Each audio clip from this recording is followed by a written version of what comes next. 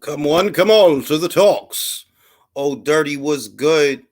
Couple of subjects I want to talk about tonight that I didn't care enough about to make a segment because I don't have too many thoughts on them, you know what I mean? One is Tommy Fury basically clout chasing two social media influencers, claiming that they have to face him to legitimize themselves as boxers. Another is a hypothetical matchup between William Zepeda and Isaac Cruz. Who do people feel out of those two guys is the better guy? And who do people feel would win that fight? What's goody Jack? What's goody Fistiana? What's goody Danny? Hey! You know what I mean? Alfredo in a building, buried in a building. And yeah, man, yesterday we had a rather emotional Tyson Fury fan who took issue with us discussing True Jordy's interview with him, and he reacted adversely. But what was strange about that is he hadn't actually seen the interview himself, so he doesn't even really know what we're referencing. Yet he's getting up in arms about the line of question. Well, really, he was getting up in arms just because we weren't, I guess because I wasn't, I should say, defending Tyson Fury, but what is there to defend? True Jordy's questions, they were logical questions. It wasn't ambush journalism. It wasn't the kind of stuff to where you're blindsiding the guy with questions that he wasn't expecting.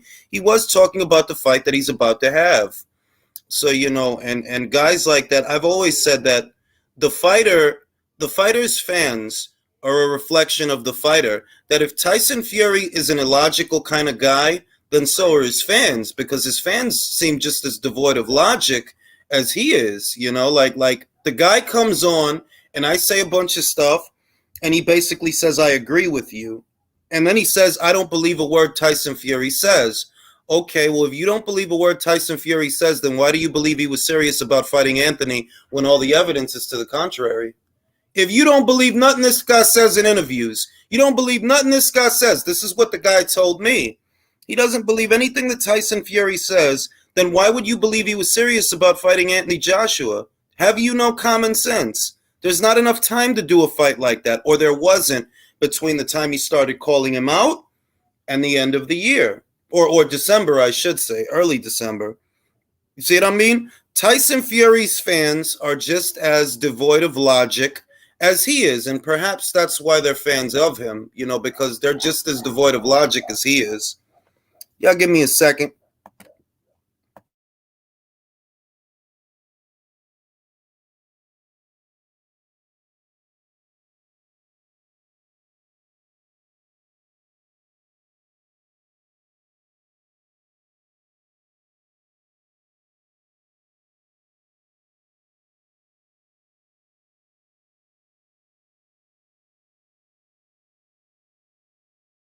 Shout out to Yayo. Tyson Fury is not the subject, bro.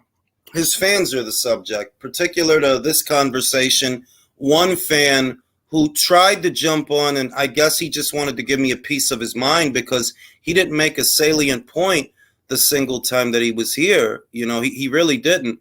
What I said was that Tyson Fury didn't sell that Wembley fight on his own. A lot of it's not that he doesn't have fans. No, he has fans, but he doesn't have the kind of drawing power to where you could put him in there with a Pulev or a Povetkin and he'll do numbers. No, he doesn't have that kind of drawing power. And he admitted that himself. He said that you could go on BoxRec rankings and there are a couple of unbeaten guys from way over there somewhere, but nobody wants to see that. Well, that never stopped Anthony Joshua from fighting guys like that because he had to, and he still did his numbers. He still did his numbers, Was goody Rada, was goody Danny, was goody Jack. You know what I mean? Like, that never stopped him from doing what he got to do. And he basically admitted that the reason that he chose Derek Chisora was because Derek has drawing power and those foreign fighters don't. That's basically what he said. I'm paraphrasing, I am, but that's what he said, that Derek Chisora is a household name, people know him, and they can get behind him. Well, that's what I've been saying. The reason you chose that guy is because you need someone to help you sell this fight. You can't really sell anything on your own. You only have two dance partners left, really three, but one isn't realistic, not for right now, and that's Joe Joyce. You only really have three selling dance partners that make for a box office fight. And You can't get any of them this year, but you want to get out there this year. Well, you have a unique problem. You have a unique problem. No, I didn't catch the interview with Rick Glacier. I am your leader, just wanted to be on the relay. Yeah, I think so. That's the energy that I got, that I felt like he just wanted to jump on and wag his finger in my face and give me a piece of his mind. Like he's a Karen. He's a Karen. Like he's like the Tyson Fury version of a Karen. Like, don't you talk about Tyson Fury. Don't you do it. Don't you talk about my Luke. Get off his dick, bro. Nobody want to see him fight fucking Chisora, bro. Everything I said is happening. It'll do okay at the gate because the Brits like to go out. They like to have fun, drink some beer, sniff some coke, getting some pussy. It's a night out. As far as a night out, you could sell that, but it's at the box office where you're going to suffer. Because the people at home going to look at that and be like, fam, somebody like Tyson Fury should not be fighting no Derek Chisora. God bless Derek Chisora because he's one of my favorites. But this is not the fight that Fury should be in. He wanted to promote this other channel. What other channel, bro? You know what I mean? Like, he got on some Karen shit. Like, you're going to throw him under the bus because he said, like, man, take your fucking moral outrage and shove that shit up your ass, bro. Are you hyped? Yeah, I'm hyped. The last upload I did, I talked about that the WBC has been added to Chocolatito versus Estrada 3. But I said that a week ago. That I said when the news broke that Bam is going to vacate it, they going to give it. It's going to be on the line in that fight. I said that.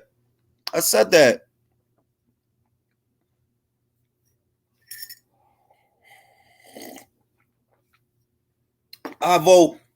What I'm going to say is he wasn't trying to have a discussion. He was trying to, like, give me a piece of his mind. You leave my Tyson Fury alone. Don't you talk about my Tyson Luke Fury. Old bitch-ass shit. Motherfucker, I ain't even say nothing about the motherfucker yet. All I'm saying is the questions he was asked. I ain't even say nothing about the motherfucker yet aside from, no, you not that big a draw. I'm sorry, you not that big a draw. We can't stick you in there with any old body and you gonna do numbers. No, you know that. That's why you had to get Derek.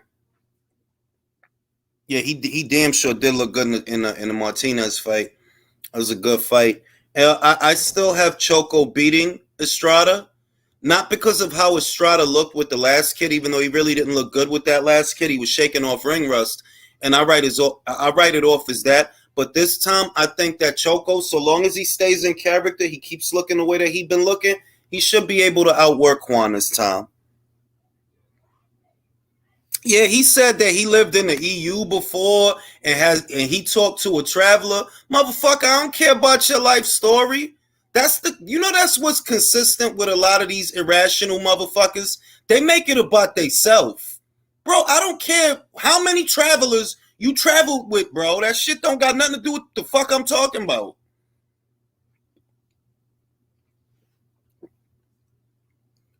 Bam Rodriguez looks weak. Nah, I ain't even gonna say that. I ain't gonna say that because it's fights, Juan. You got Sonny Edwards, Artem Dalakian. You got who else is down there? You got Artem Dalakian, Sonny Edwards. Who has the WBO? Oh, right, the WBO is vacant, and the WBA is Artem Dalakian. The IBF is. Right, Martinez has the fucking WBC. Nah, we might get Martinez versus Bam, bro. We might get Edwards versus Bam. Like, I don't think that's weak. Nah, what's weak about that? And I like Junto, but you acting like Junto beat somebody. Like, fam, Chocolatito, he stopped motherfucking Sorun Visa, bro. That dude stopped Sorun Visa. Chill. But Nakatani vacated it. And before that, what you got to remember is Bam didn't all of a sudden decide, yeah, I'm going to go. They've been saying for weeks and months that, yeah, we want to move him down. We want him to go back down to flyweight while Nakatani was down there. So it ain't like they moving down because Nakatani moving up. They've been moving down. They've been saying, yo, we want to go back down to 112. We want to go back down in weight. They've been saying that shit.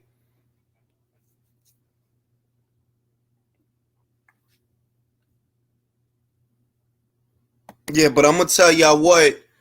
I don't know if Joshua Franco going to win that Ioka fight. I'm just letting y'all know that now. I don't know if he going to win that Ioka fight. That man has not fought since July of 2021, bro. He has not fought since July of 2021. And that fight is going to be in Japan. So I'm just letting y'all know that I don't know if Joshua, I don't really like that situation. I think it's going to be next year, bro. He already fought like, 3 times this year? I think he fought like 3 times this year. I think it's going to be next year when he come back. Probably going to be for the WBO title, too. Some real shit, yo. Some real motherfucking shit. What's that shit? I have it on good authority that we will be getting Alicia Baumgartner versus Hyun-Mi Choi. The wheels are in motion. The conversations are being conversated. Right now, young Alicia's in Abu Dhabi. She's going to be doing some commentator work for DAZN for this weekend's upcoming fight. Got a beautiful fight coming up. I'm going to get some predictions in early. I'm going to open up the chat to the panel, get some predictions in here, how the motherfuckers is feeling, who they think going to win. I already told y'all that I'm riding the fence when it comes to Jessica and Chantel because I've been a fan of both of them fighters for such a long time. I can't root against one over the other. So the most I'm going to do with the weekend picks is I'm going to tell you what you can expect, but I'm not picking no winner because I'm a big fan of both. So I can't take sides on that one. I'm gonna be a little bitch. It's okay for me to be a little bitch from time to time. You know what I'm saying? All I'm gonna say when it comes to that one is may the best woman win because I'm not gonna pick. You know what I'm saying? Shout out to my man Will. Yo, Jules, I got a question. Nah, I'm playing. I can't wait to hear what you're cooking tonight. We're going to talk about a couple of things tonight. You know what I'm saying? Let me get this motherfucking shit. Because I'm gonna open up with this. And before I open up the chat to the panel. Here we go.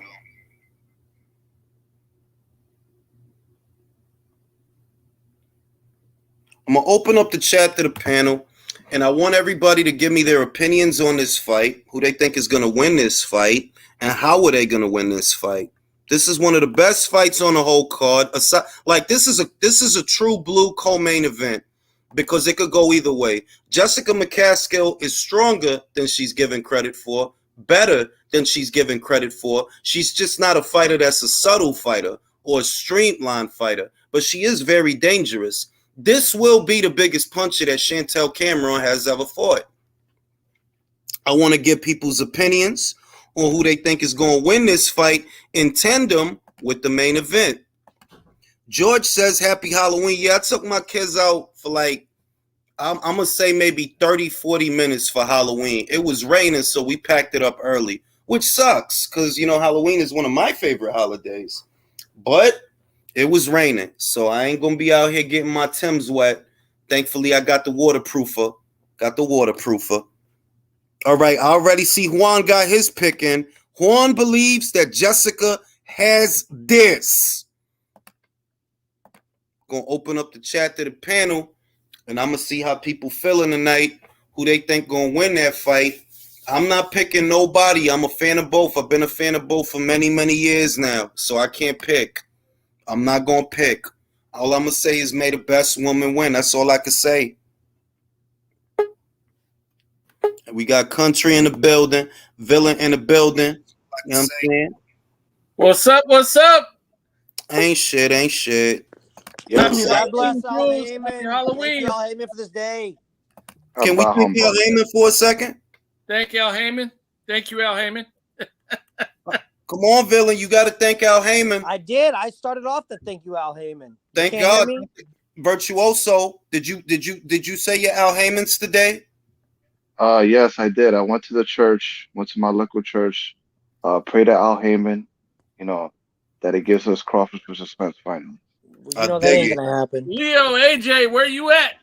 All right, now I'm gonna start it off. Gracias al jamón. I'm gonna start it off. Let me start it off. So I'm gonna start off with Virtuoso. You got Jessica McCaskill, you got Chantel Cameron, right? It's a big fight for her. It's a very big fight. Who you got winning that hell? I've been looking at Jessica more than Chantel Cameron. To give my honest opinion about this, I would have to look at Cameron's, body of work. But would you say she's more of a boxer puncher? She is. Chantel is your recording a Hoyle boxer puncher. That means she alternate. Sometimes she gonna lay off, sometimes she gonna lay into you. That's how she fight. And Jessica has this pressure style, but she really leaves her hands low, and sometimes it looks like it kind of reminds me of Mayorga a bit. And yeah, I mean it's a bit of a wild style. It's like her punches are coming from unorthodox angles. That's the way. I mean, that's just how I look at her, and I think that could be offset. I think when you have your hands low and you load up your punches, you can get caught. I think Chantel, seeing just a little bit of her, she likes to throw hands, but she also moves around, quick enough. So I think I could go with Chantel Cameron. Okay. Being that she's a more experienced 140 fighter as of now. So yeah. Okay, so we got one for Chantel. I'm gonna go to my man in the Andes Mountains, the wise, the powerful, the durable, Leo. Leo, who's winning this fight? Jessica. I think this is gonna look like. I understand that Chantel is good, but this is gonna look like a McCaskill fight. I don't think Jessica's gonna knock her out, but is gonna win decisively, in my opinion. Ooh, okay, so we got one for Chantel, we got one for Jessica. I'm gonna go to Avo. Avo, who's winning this fight?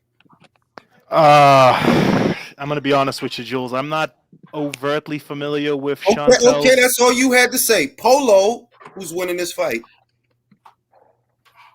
Come on, Polo. McCaskill. My bad, homie. Hold on, McCaskill. How does she win this fucking fight? By stoppage. Late stoppage. Wow. So we got two for McCaskill, one for Cameron. Hey, let me see who up here. Villain, you up there? Who's gonna win this fucking fight, Villain? Jessica's gonna win. It's gonna be a really good fight. It's gonna be a barn burner, but she's gonna win late. It won't be a stoppage. She'll win by points, split decision. Ow! So we got three for Jessica. Country, is that how you feel? Not at all. As a matter of fact, it's going to be a great fight. It's going to be a barn burner. I agree. However, McCaskill does lack a little bit on defense, and the way she's throwing punches and bunches, she leaves herself open a bit. I see a chance for Chantel to catch McCaskill. I think at some point she'll catch her. I don't know if it's going to be a stoppage, but I see Chantel possibly outworking her and outscoring her via points decision. Okay, so we got three for Jessica McCaskill. We got three for McCaskill, two for Cameron. Let's see what James has to say about this. James, who's winning this fight?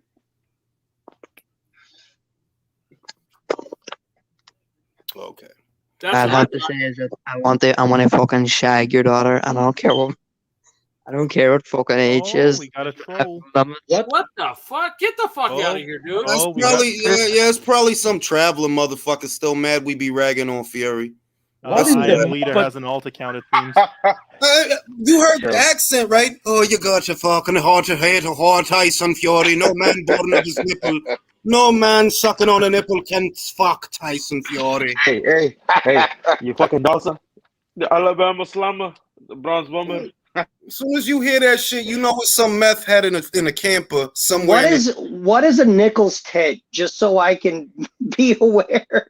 I don't even know. But no, Nichols pig can fuck Tyson Fury. He's got the hairiest nipples in the whole of London. You fucking cunt. Hey, Ring, I was gonna ask you, man, what's up with you on Twitter earlier? You were like the chicken, the sheep, and then you were starting to debate with the. Oh, that's because look, I have. Let me tell you something, Polo. Polo's my guy, by the way. Polo is my guy, and I got spies and shit, right? Like I got secret powers and shit like that. I could see all things, and I became privy to information that some chickens was talking about me and making up stories about me. And saying basically shit that's not true about me. And I'm just saying, like, you could do that bullshit, but it ain't going to change nothing. When people have to lie about you, your reputation, that's what'll save you. And motherfuckers know me. Motherfuckers know I don't do shit like that or even say shit like that.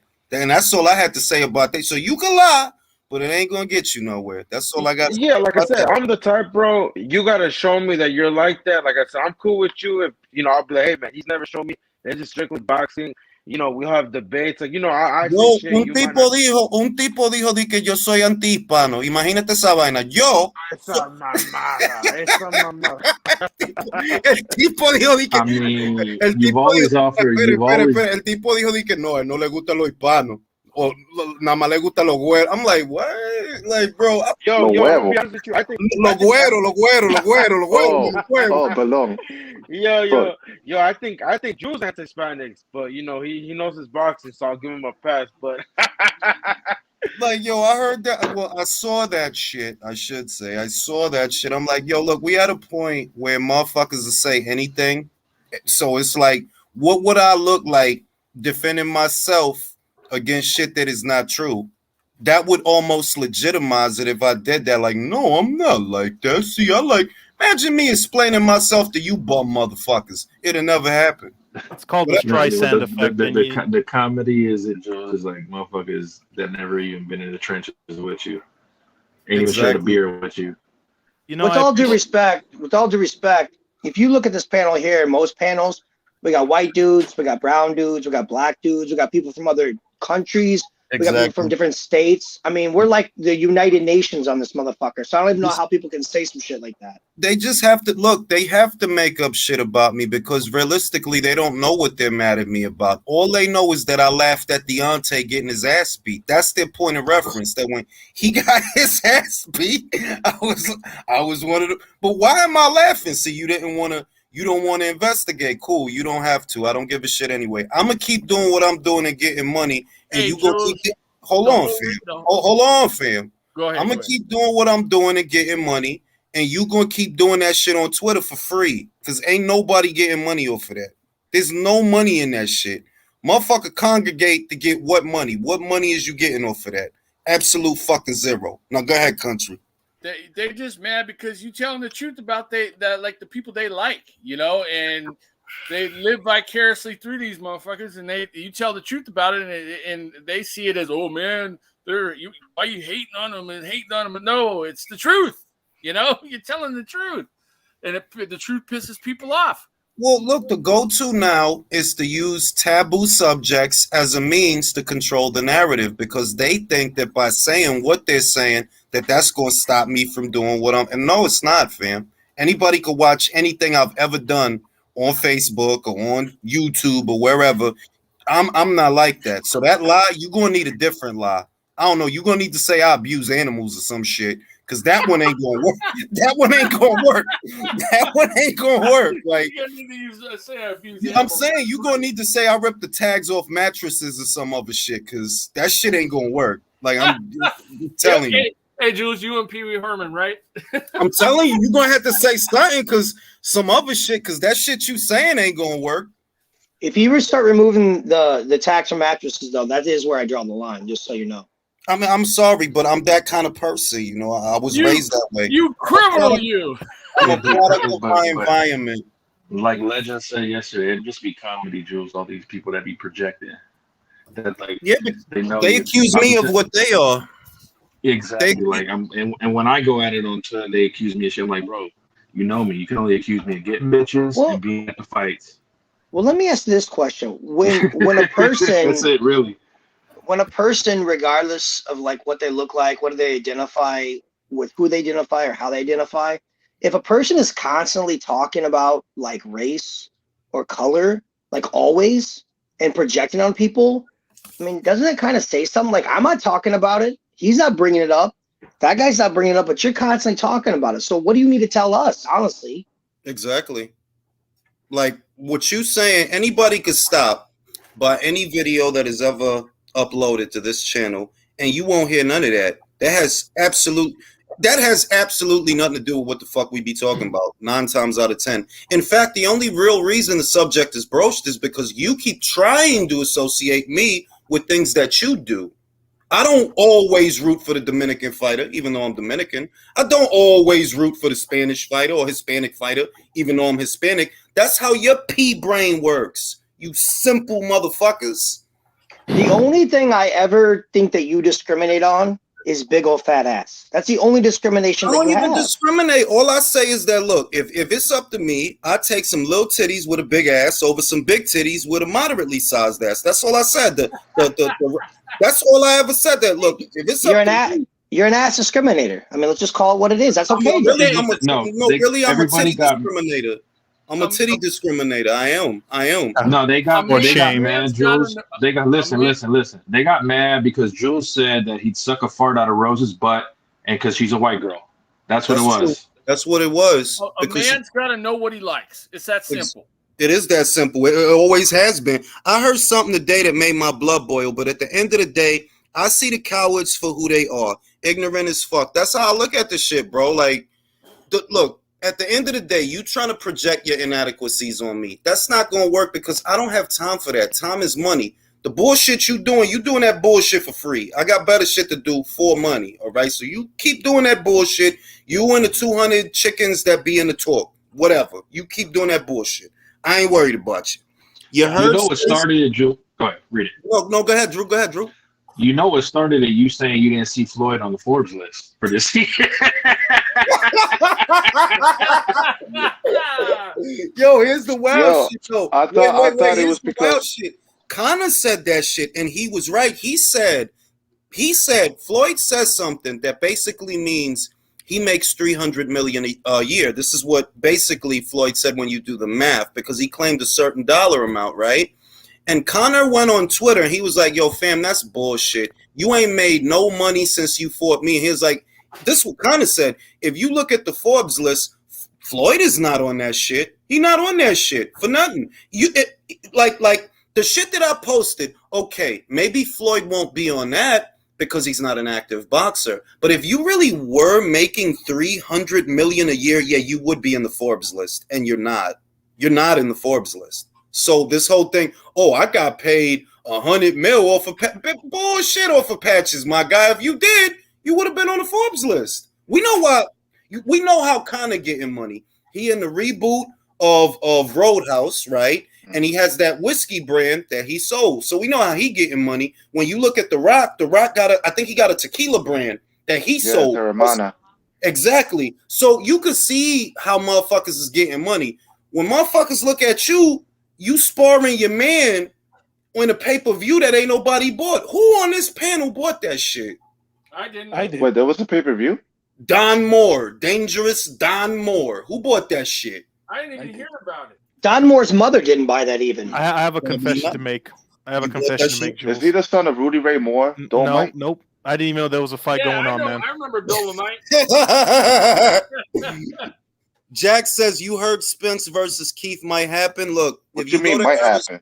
Hold on. If you go to Errol's last couple of tweets, right? The tweets from today, he basically said in so many words that he might double back on the Crawford fight. Just if you're clever and you read them shits. And if you go to BoxRec, the Avanesian fight is not there. It's not there. It's not registered.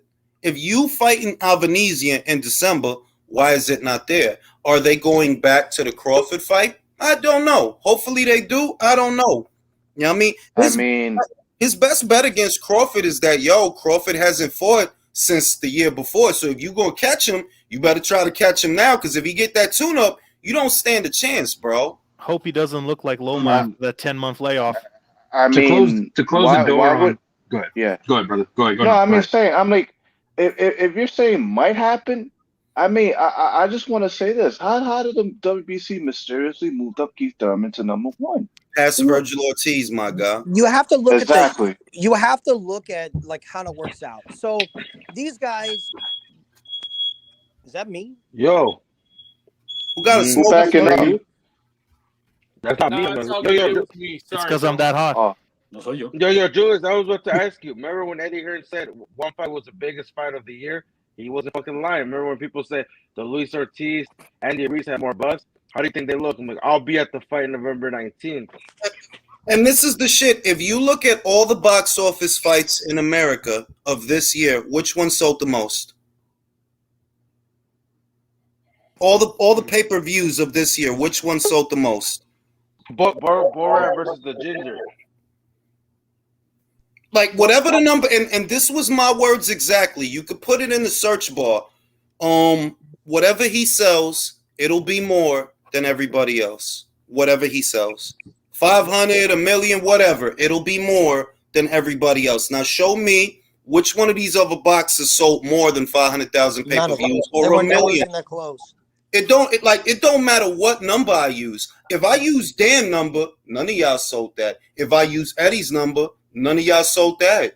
It's the biggest fight this year. Y'all motherfuckers, and what was we saying, Drew? Y'all motherfuckers still dream about a fight that probably won't happen. Here we are. We damn near up on November. Is it gonna happen? No. No. And let me circle back what I was going to say on that real quick. So you have to look at it from this vantage point. There's three pieces of information that I took that had a lot of merit. So number one, when you saw Spence, but Keith Thurman doesn't have any fight, nothing's going on, there's nothing popping, you don't hear anything, and they move him up, that has to be plan B. So I can tell you right now that PBC and Al Heyman thought, okay, we can't somehow get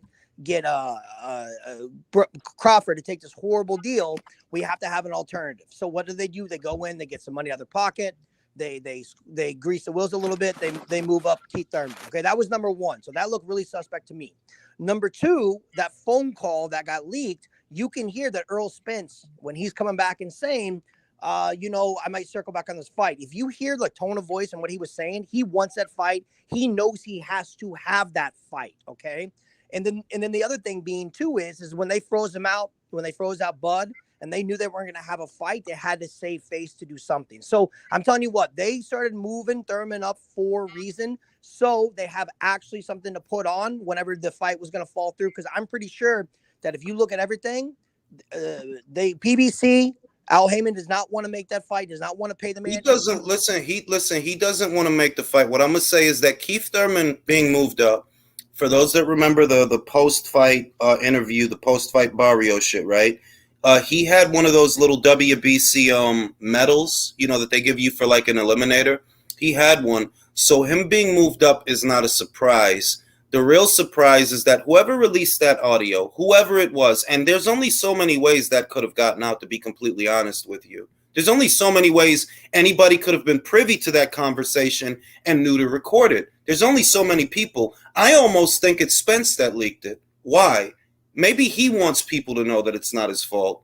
There's only so many ways this can happen to where he's having a conversation with Stefan Espinoza and somebody knew, now let me record this shit. And what does he say? Al Heyman want Keith Thurman. I'm not fighting Keith Thurman.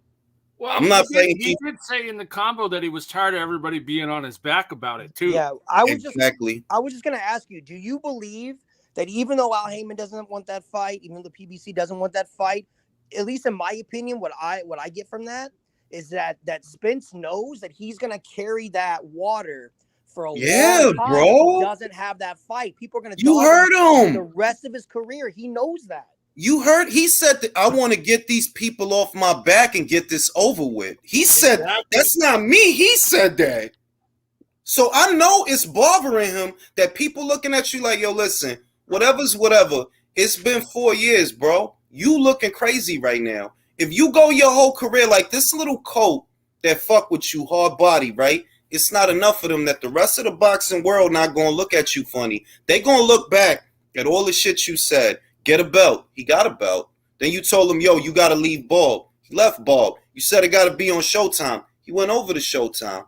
You the one, all these different things, all these ultimatums and hoops, you set them up and he jumped through all of them and the fight still didn't happen. So when people look back on that, because people don't account for time, they're not going to remember all the in-between shit. What they're going to remember is that you said for him to do like 3 things and he did that. And for whatever reason, it ain't get done. 4 years later, you look crazy. He don't look crazy. You look crazy. Not him. You the A side, right? That's what you said. You the A side. Well, if you the A side, all right, then get it done. If it was Canelo, he would get it done. If it was Anthony Joshua, he would get it done. You can't get it done. So how you the A side then? Or is it that you just don't want to fight? I feel like a part of me almost feel like, yo, maybe it was Spence that leaked that. Why? He tired of people thinking he ducking. He maybe it's because maybe he put that out there because he know Al want me to fight motherfucking Keith, but I don't want to fight Keith. I don't want to do that. I'm trying to do the Bud fight. That's kind of what I took from it, because it's like, think about it. We not living in the 80s, bro, where you got 2 phones in the house and you could pick the other one up and then put it to the. No, we not in the 80s, bro. Who the fuck recorded that conversation? Well, all you have to do is use logic. So the PBC, what have they been doing specifically for years? They've had in-house fights. Not only have they done it, they've been saying it. So they said the quiet part out loud. Now, the thing is that Spence, because he has a contract with PBC and he's an employee, he has to walk the line and do the right thing. He's frustrated. I didn't truly believe 100% that Spence wanted the fight until I heard that phone call. I said, you know what? From all the things that man is saying, that man to man, the things he's talking about, that man wants to get in the ring. It's the people who are writing the checks are the ones that are not going to let it happen. But let's also say this, villain. He put that out there. Who knows if he's really, in other words, who knows if that's not a smoke screen that you want to make it appear. That's why I just take it for what it is. The main thing for me is there's only so many ways that kind of a conversation between you and a network executive, the network executive at Showtime for boxing, right? Well, there's only so many ways a conversation like that ends up getting recorded and ends up getting leaked. It had to have been someone who knows the importance of the conversation and who knows what you're talking about. And this is not the 80s and the 90s where you have 2 phones in the house and somebody could pick the other one up and then listen in or record the shit. No, you was talking on your smartphone when you was talking to motherfucking Stephen, and so was he. He was talking to you on his smartphone. So you explain to me how that shit got recorded. So that means exactly the spin job is in, and because now what they're going to do, Spence is going to go to 154. Spence is using it. Jules, Spence is using this. They all what it is they all know who leaked it. They're all in on it. And Spence is going to run to 150. Spence is going to run to 154, fellas. Yeah, let me just add. Let's see how committed he is to not fighting Keith Thurman by dumping that belt. No, but see, this is the other thing. The order hasn't come down yet, right? And this is why I be knowing that motherfuckers is really dumb. Motherfuckers is worried about the WBC ordering a Thurman fight, right? How can you circumvent the mandatory? How do you do it? Unify to go undisputed. Thank you. It's not like if you really want to fight, you know that the ball is still in you, regardless of whatever narrative you're trying to propagate, regardless of whatever Al Heyman is trying to do behind the scenes. If you want to unify, all you got to do is call Mauricio, yo, I'm still talking to Crawford, bro. I need my first quarter to stay clear because I'm trying to unify with Crawford. Don't order that fight. Chill out. You know the comedy and all this, Jules. When Haney was not even Loma's mandatory, people were saying Loma ducked Haney. Exactly. When Porter was Crawford's mandatory, they're like, oh, these guys need to fight their mandatories. They don't have that same energy for Boots. Yo, that's because they a bunch of wish like I don't have a word for a man who word don't mean nothing, and I don't know how else to put it. Like, fam, the way y'all brain work like a cross between like a bitch and a child, like a bitch ass child. That's how your brain work. Because by all rights, you like Boots so motherfucking much, right? You love Boots. Every time motherfucker love Boots, right? Well, Boots really should be fighting Spence. That's the truth, though, because that's the first belt you won, so that's one. That belt should be the next one in rotation because you haven't satisfied a mandatory for them in 4 years. So rightfully, it should be Boots. But if it's not Boots, it should at least be Stanionis. Why? He stepped aside on the premise that he would get the winner. Is he going to get the winner this year? I don't see it. Didn't he step aside twice? Because I know he stepped aside for Ugas, Yes. and then he stepped aside for the under the assumption that it was an undisputed bout. Yes. He stepped aside for Ugas, and he stepped aside a time before. So he's done everything that's been asked of him. You're absolutely correct. He steps aside twice. That's absolutely correct. Now, Will says, hold on, let me read the super chat. Nah, Jules, it's simple. Did Spence refute anything that was said in the recording? No. That's all we need to know. And it's true. Errol Spence has not addressed. Like, nobody asked him. I ain't see nobody ask him. I ain't see nobody put pressure on him like, yo, Al trying to make you fight Keith? Why is Al trying to make you fight Keith? The recording's been out for over a week. You see what I mean? Nobody has addressed it. No Fight Hype, no Fight Hub, no ES News, no Boxing Scene, no Bad Left Hook. No, nothing. Nobody addressed like, yo, it's a leaked audio conversation of Errol and Stephan Espinoza, and ain't nobody talking about it except the fans. Where is the media? Like, because yo, Errol. Jules, that's such a sorry for cutting you off, but like, you know the answer. Like, the media will never ask a fighter a tough question. We've seen this. Like, the moment you even so much as ask a question that should be common sense, they start to get defensive about it. Like, case in point, 2 days ago. 2 days ago. One day ago. Fellas, the last time big media asked him tough questions was the Pacquiao Mayweather. That's the last time mainstream journalism was there. Remember, they tried to block Rachel Nichols from even attending. I remember that. And the network's like, no, that's ESPN. We want her there. And then Floyd got all in his feelings. But real quick, who's staying up? Are you taking a nap, Jules, to see the fights? Or you I'm gonna end up getting up because that's when my kids get up to go to school. So I'm gonna be up. I'm always up early. The car starts at what, 4:30 your time? I said 4, but the main probably ain't gonna be till 5 or 6. Okay, so I gotta wake up at 2. Fuck. Yeah, like well for me that's when it falls around 5 or 6. Shit, that means I gotta wake up at like 1. Danny's Dimension says Boxing News says Spence versus Thurman December 17th. And just thinking about that fight, right? On one end, I say to myself that, look, Keith Thurman, at least historically, at least in the past, he has been associated with big numbers in the past. However, the fight that he just had with Barrios, it didn't do anything. So what does Spence versus Thurman do at the box office? Because Keith Thurman really isn't a welterweight that people are buzzing about. No, they're not excited about him. Like, they're not. Legitimately, they're not. So I'm going to go to Virtuoso. Virtuoso in New York City, right? Yeah. What do you think that fight does at the box office? It probably does a lot less than what Spence and Crawford would do. But let me just say this. It's just wild to me why the WBC like kind of gets in its own way, because from what I look at it, they do kind of like been fucking up when it comes to Undisputed, and it's just a theory to me. It's like I don't think the WBC wants like a finality. They want continuity because they have to deal with the fact that they have to piecemeal these sanctioning fees with one fighter when it comes to this, to these other sanctioning bodies. So they want to keep this thing going where one guy is unified but doesn't feel the need to fight, the last remaining title holder.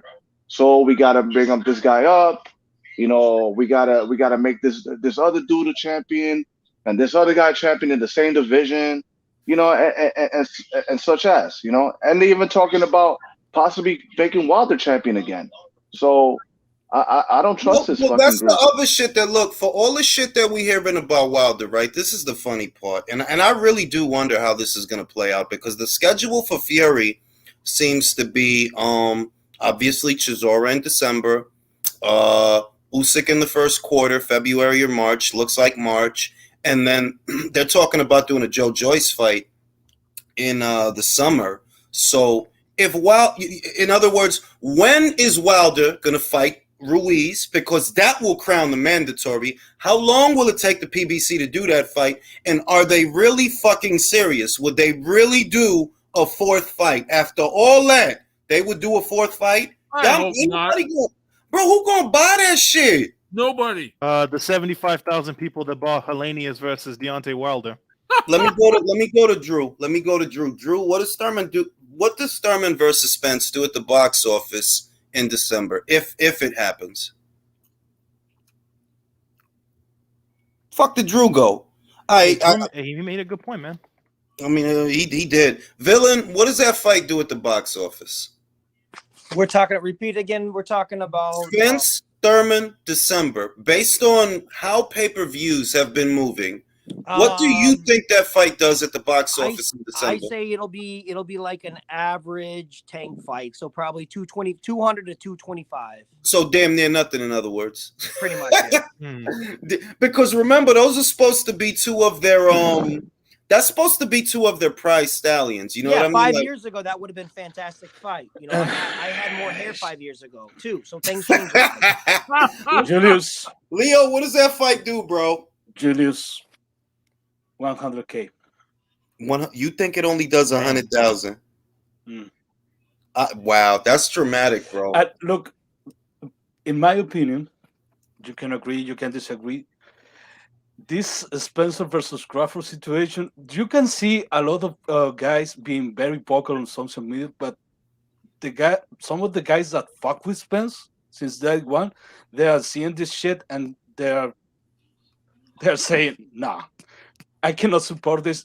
Maybe they are not in social media, but we cannot assess the numbers based on what the people are saying on Twitter. Because look at the Wilder situation. That's true. 75K. That's true. Fucking nothing for all the smoke screen, all the noise they make. That's true. That's like 100K. 100K. You would think that Wilder, if you just went off of social media mentions and the arguments that we see on social media every day, you would have, because that's more or less why I thought that, like, look, if he did 600,000 with Fury in the third fight, maybe he, off his own name, can do half that, 300,000, I thought. And I was fucking wrong, bro. You did way less than I thought. And I thought I was being conservative. You did way less than that. So I'm like, remember that there's fallout. Remember that people that pay money for boxing, they the ones that's pissed. They the ones that, look, we wanted a Crawford fight, bro. I don't really want a Thurman fight, to be real. Like, what the fuck is the point, bro? Thurman is not nobody. I would pick Stanionis to beat Thurman at this point. Legitimately. I would pick Stanionis to beat that man. He is nobody. All he do is interviews. Who he beat? Barrios. That's all he done in the last 2 years. And how much did he draw with Barrios? Say it again, country. How much did he draw with Barrios? About what? 15, bro, no one know. I don't even know if they even released it. Nobody really knows, but you know that when they don't put out a number, usually it's because it's under 100,000. Country, don't even ask that because little Stevie is tight-lipped. Let me ask you a question. The panel, Jules, whomever. So you would have to agree that the way that this works is they're trying to build something, right? A story. That's what all these are. These are about making a story. Agreed? Okay. So you figure when you got a guy like Thurman who hasn't been in the ring very often, there's no story. So when you have Spence, and now basically the story has been Spence and Bud, they can't get the fight done. You're going to try to interject now Thurman, who basically has no story. He hasn't really fought much in 3 to 5 years. 3 times what? 5 years maybe, or 5 times in 3 years, whatever. Not very often. It's a very low number. So the problem is that whenever you do finally make that fight, the casual fan, not the insane people like us waking up at 1 o'clock in the morning to watch a fight over in Japan, but normal people who watch boxing, right? Those people don't have a story, right? And if you look at it, even in the past, when you looked at Tyson Fury, when he fought Deontay Wilder, and Tyson Fury wasn't a well-known name here in the United States, and Deontay Wilder is a guy that had middling, numbers, right?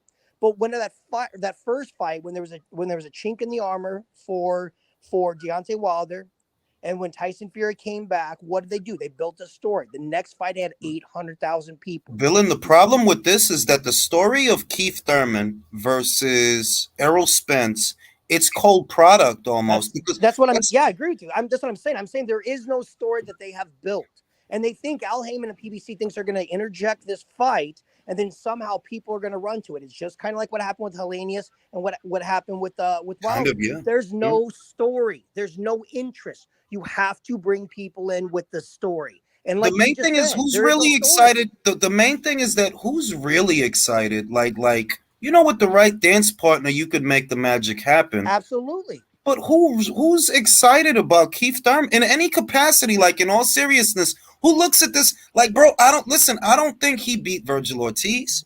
I don't think he beat Boots. I don't think he beat Stanionis. I'm not even convinced he makes it past Butaev because Butaev throws a lot of punches and he's a switch hitter. I'm not convinced Thurman beats no solid welterweight. None. How could you be convinced? He hasn't fought anybody of value since Manny. And again, that's been years. It was 3 or 4 years ago. So there is no story to sell this fight, and that's my point. Villain, I got an answer. I got an answer to your question. Please. I got an answer to your question. Keith does have a story. Well, the fact that it's a serious issue, I hope it doesn't plague him later in life, but the fact that his hairline has been receding for the past 4 years. That is an adversity he has to overcome. As a person who has the same adversity, I still don't want to buy his fight, so it ain't going to get me.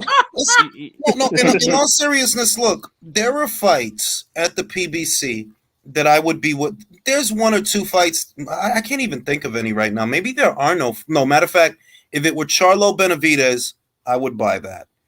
Plant Benavidez, I'm not sure because it's like, bro, y'all waited till this motherfucker lost to finally start working on this. So I don't know that that's worth my $80 to be real with y'all. But Charlo versus Benavidez for that phenomenal ass whooping that Charlo would get, yeah, I'll buy the fight. I'll buy it. That's one. But when you talking about Thurman versus Spence, I'm really like, yo, I don't know if I want to buy that bullshit. For what? Nobody gives a fuck about Keith Thurman. Who the fuck cares about Keith Thurman?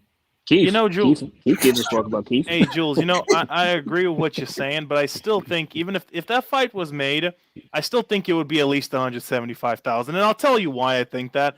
Because, look, if the unification between Spence and Ugas, I believe it was 240,000 plus minus, and that was a unification fight that had a little more hype for it.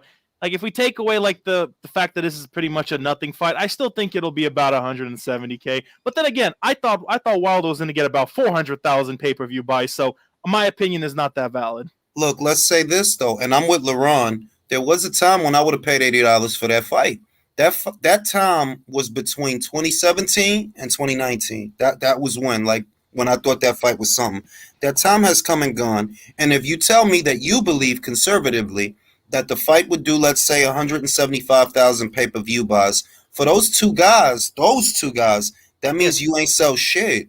You didn't to pay them because these are supposed to be the headliners, the A-listers, the prize stallions. These are the guys. Remember, fucking Crawford and ESPN and Top Rank made Thurman an offer. They made Danny an offer. And if all you can pull at the box office with these supposed A-listers is under 200,000 or just above 200,000, well, that's nothing because 40% of that 200,000, whatever, 100,000, 200,000, whatever, 40% of that goes to the cable and satellite company.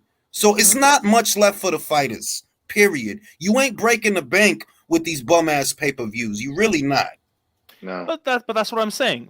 It's not a fight that I think will make good numbers, but I'm just giving you what I think is a conservative number because I do believe there are some people that will still buy it. Oh no, yeah, I'm with you. So yeah, it's for example, if Porter versus what was his name again? Not Spence, but if Porter versus Crawford made $190,000, I believe this will at least make $175. Maybe. Actually, if I'm being honest with you, that depends. When did they make the fight? They're talking about, well, the rumor mill says December. Okay, then honestly, it might do even lower because there are some fights that I care about in December. It's not even the fights; it's the when. In December, what? Bingo! You just took the words out of my mouth. Fights because they're spending money on gifts. Exactly. You getting Chocolatito? The boxing fans are getting Chocolatito versus Estrada 3 that month, right? The UK fans, they're getting that fucking Fury Chisora fight. Let's see who decides to buy it and who don't, but let's just see. And it's like, that is not a good time to do a pay-per-view because everybody focused on Christmas presents, bro. You know, but in that and let me just add this real quick. And this is just a theory. You can call me for this, but I don't trust any American fighter that is working past Thanksgiving. I'm just putting it out there. Let me address this. Thurman is not a top 10 welterweight today. In 2019, you had an argument. Anytime before 2019, you had an argument. When you take 2 years off and you come back and you fight a 140-pounder, what makes you a top 10 welterweight? Shit that you did in 2017? Yeah, no. But Jules, what I want to say, but in that same breath, if it doesn't happen in December, like next year, there are bigger fights coming up in the beginning and all of next year. So it's a very tough window to put this fight in. That's the point I'm trying to get at. I agree with you. Like, if they go with December, they're courting disaster because people are focused on the holiday season. That's what they're going to be focused on. They're not going to be, and it's too easy to steal a fight now. That's the other thing, that piracy is now an issue more than it ever was. And if these cheap motherfuckers that supposedly love Spence so much, if they not even buying his fights like that, what the fuck make you think we gonna buy his shit? We don't even fuck with him like that. Jules, I say it's going to be 100 to 150 if they're lucky, and it's going to be because of Spence. That number sounds real though, 150. That number, Avo's number and your number, that sound like I could see 175. Yeah, maybe. But it's like, damn, bro, if Wilder, that was in a pay-per-view that did 800,000 buys and 600,000 buys, that this man could not pull 200,000 buys off his own name, that's crazy to me, bro. That is a sharp decline, bro. I thought at least 300,000. I thought he'll probably come back through 300,000, something like, and then he'll do the Ruiz fight. Now I'm like, bro, I really don't know what the fuck this fight would do. I don't know. You know, by the way, Jules, could I ask the question? Could I ask you and the panel a question right quick? Like, speaking of Keith being a top 10 welterweight, if Keith Thurman fought at the David Avinesian next, does anybody think that he beats him? I don't honestly. No, I honestly don't. Where do you find the justification that he can? He's not out there doing anything. These guys, iron sharpens iron. If you don't see a guy out there fighting, how the hell do you know? Listen, like homoerotic Ricky just said. The thing being is that's great that he says that, but what has he done to prove anything? Well, he's a top 10 welterweight based on what? Fighting a dude who's not in his weight class? Thurman's biggest win. Okay. Thurman's biggest win, and this is why I think it's so crazy that people try to gaslight everybody about Keith Thurman. Thurman's biggest win is a guy who won a vacant title at 147, and that's Danny Garcia. That's his biggest win. That is his biggest win. Now, what did Danny really do? Who did Danny really beat at 147? No one. The victories that he got at 147 were against guys who were not actually 147s. Adrian Granados, Ivan Redcatch. The ghost of Robert Guerrero. The ghost of Robert Guerrero, Paulie Malignaggi. Who's the other cat? Samuel Vargas. Who's the other cat? If you run down all the guys that Danny Garcia fought at 147, the ones he actually beat, most, if not all of them, ain't true welterweights. Whenever he did fight a true welterweight, he lost. And that's your biggest win. It's like you didn't do a lot. Like, Keith Thurman's resume is not so special. Like, I look at him like, yo, matter of fact, to me, Stephen Fulton got a better resume than you. But y'all want to hear something funny? Think about that shit. Think about that. He beat 2 unbeaten champions. Who'd you beat? You didn't beat nobody for the WBA. You got elevated. The only champion you beat was Danny. Was Porter a champion at the time when he beat him? Like 2016? No, he was mandatory. He wasn't. I think he won a champion though. Oh, right. Do y'all want to hear something wild right quick? Like the guy who gave him his first loss, the legend Manny Pacquiao, he wasn't a true welterweight. He wasn't a true welterweight, and he beat him. Like I said, the stupid shit about that is, yo, you legitimately got the passing of the torch fight that everybody wanted. Errol wanted it. Crawford wanted it. Any welterweight at welterweight wanted that fight.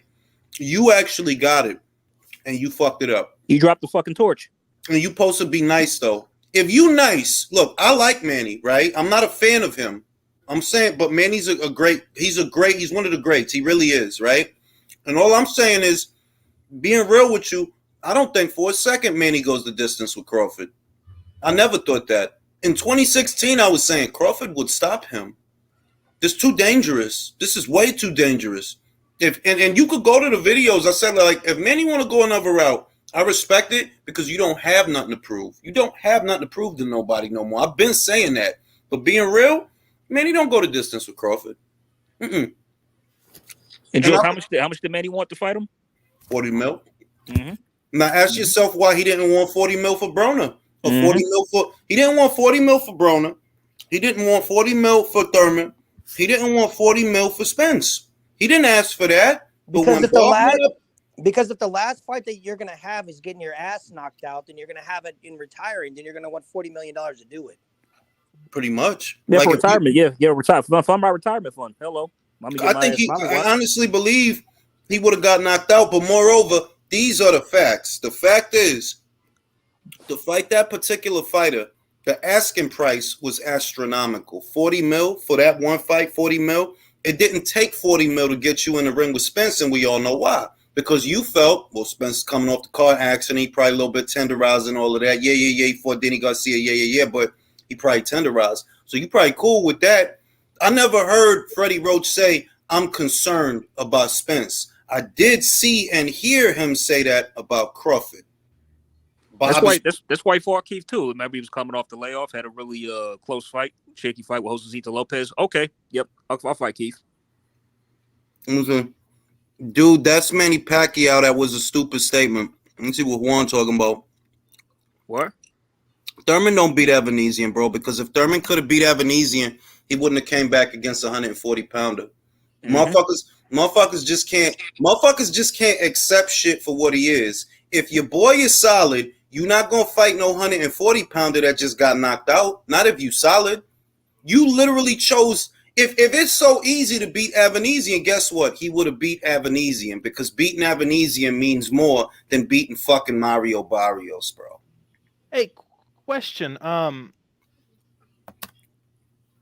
didn't knock out what was his name again? Fucking the guy who got knocked 140-pounder got knocked out. His name is that's how memorable he is as a fighter. Fucking Barrios, thank you. God, he's a forgettable fighter. Forgive me. He didn't knock out Barrios. He went the distance, didn't he? Yeah, he decisioned him. Didn't even drop him either. Didn't even drop him. But I'm supposed to believe he gonna beat Evanesian when you can't knock out Mario Barrios or drop him. Whom Tank knocked out in a lower weight class. Tank knocked him out. Hey, Jules, Juan said that statement was for somebody else, not you. No, I dig it, bro. I'm just saying that Thurman, I'm not like some shit I say because I'm just being an asshole. But with Thurman, I'm not playing like I'm serious. I don't think he beats no solid welter. Look, let me compare it for you, all right? Vasyl Lomachenko, 10-month layoff. He comes back against a young, unbeaten guy who's bigger than him, right? That's what he does. Even Errol coming back off the car accident and fighting Danny is still more respectable than you coming back against Mario Barrios. Bro, that dude just got knocked out at 140 by 135. You couldn't knock him out at 147. It's like they let him get away with it. Like, and you want me to believe that this is I got a question. Do you think Mario Barrios goes 12 with Jaron Boots Ennis? Do you think he goes? No. Exact. Do you think he goes 12 with Virgil Ortiz? Do you think he goes 12 with Stanionis? Do you think he goes 12 with Crawford? Do you think he goes to? You see what Evanesian did to an unbeaten up-and-comer in Josh Kelly that actually has a good amateur background. You see, he destroyed that motherfucker, right? Thurman, I don't even think he goes 12 with Butayev. I'm telling you, I'm not just like being. I'm like, nah, I don't really think. I look at Thurman. You can't keep a schedule like that and be elite. You can't. Like, bro, you fought once in the last 2 years. How could you be elite? He's semi-retired. Three really, but yeah. But Keith is right, good. Though. It is 3. It is closer to 3. The Pacquiao fight was mid-2019. He's fought one since then. That's it. And it was against a 140-pounder. Like, if it was your goal, which is why you know Lomachenko's serious about the Devin Haney fight, which I think it's a 50-50 fight. I think it's a great fight. If it's on pay-per-view, believe you me, I'm buying that shit. But the way you know that Loma's serious is because of who he fought on his way back. He could have chose somebody else, bro. You don't need to fight no young guy that's bigger than you. That's a switch hitter. You don't need that's longer than you. That's stronger than you in the clinch. You don't need to do that. You have to. You have to do that. That if I want to fight Devin, I can't come back against some bum that's gonna make it easy for me. I have to be sharp because Devin is sharp. Devin gonna be sharp. He coming off that George schooling, so I have to be sharp. And you could tell that he mean business off of who he fought on his way back. And like I said it beforehand. That shit is not gonna be easy. It's not. Like I don't know what the fuck people talking about, but that shit ain't gonna be easy. That's by how. By the way, Jules, what other fights of Ortiz did you watch? Was it just the Herring fight? Did you see him in another? No, I watched the Adorno fight. I watched the Adorno fight because I knew that he drew in that fight, and I wanted to see did he really improve. And I watched the Adorno fight, and then I watched the Herring fight after that. I'm like, nah, he did get better. Mm-hmm. He fought most of the Herring fight southpaw, most of it, which is why I damn near thought he was a southpaw. And then I say, oh, he switches. He switches because if you look at the Lomachenko fight, he fought most of that orthodox. If you look at the Herring fight, he fought most of that southpaw. He occasionally switched. So before that, I'm like, all right, well, I'm going to look at you when you was like, I don't want to be fucked up, but I'm going to look at a fight where you ain't look good. That was the Adorno fight because you drew with Adorno. And then I fast forwarded. He had like 2 fights after Adorno, and he fought Herring. I'm like, oh, yeah, he got some shit. He got some shit. Yeah. Sorry for cutting you off. No, go ahead. I was gonna say Ortiz was he's young and he's still got a good future in my opinion. But I saw people telling me that it was a robbery in Ortiz's decision. I was like, so this is what someone told me. They said it was what was it? 5-7 in Ortiz's favor, and I said, damn, I must have seen a completely different second half of the fight. Well, look, at the end of it, like I don't even the reason I don't bother with that anymore is because it's monotonous. It becomes monotonous. The people that already don't like Lomachenko, right? As soon as they see that he has to work a little bit, which is what I was expecting, oh, he got robbed. They did the same thing to Triple G in the Jacobs fight. I had it 8-4 Triple G. I could see 7-5, but I had it 8-4 Triple G. But because he didn't look like a complete fucking monster, Jacobs got robbed. I'm like, I don't have time for that childish ass shit. People are still telling me that who was the guy who lost to Mark McSire? They still tell me that was a robbery. Oh, I don't have time for that shit, bro. Gary Russell Jr. Thank you so much. That's anything less than perfect is terrible. Exactly. Any issue is get written off as an excuse. Well, and these are the same people. Bear in mind, and I don't say this to be an asshole. This is a legitimate observation that I've made. I do question Tank's power at lightweight. Why? You needed 12 rounds to stop Gamboa. That's not me being funny. I'm not joking. You wasn't sick. He was fucked up. You wasn't injured. He was injured in the fight. You literally needed 12 rounds to stop him. Well, that's like Loma right now because he had to work. A lot of people are writing him off and go, "Oh, Haney's going to wash him." I think it's going to be a much better fight than people think it is. You know, the main thing I like about Haney versus Lomachenko, Loma has power and angles, but Devin has youth and size. If Loma pivots, you know, the shift that he does, which is like a signature of his, he shifts, he gets to the side of the guy, hits him in the blind spot. Devin is young enough and fast enough and no homo, long enough that he could turn with him. And but that's the main. If you can turn with Loma, you can make him really have to work for it. If you have the feet to turn with him, don't just let him get to the side of you and start hitting you in the side of your face, because that's how he get a lot of motherfuckers. He'll shift real quick, punch him before they even turn. Devin could turn with him, but the thing is that even though you can turn with him, the rate at which the fight is being fought, that's going to be a higher rate than any fight you've ever been in. Every fight you've ever been in. You never had to work at that pace before. Now, if Loma can work at that rate off a 10-month layoff, I know he'll be sharper with you.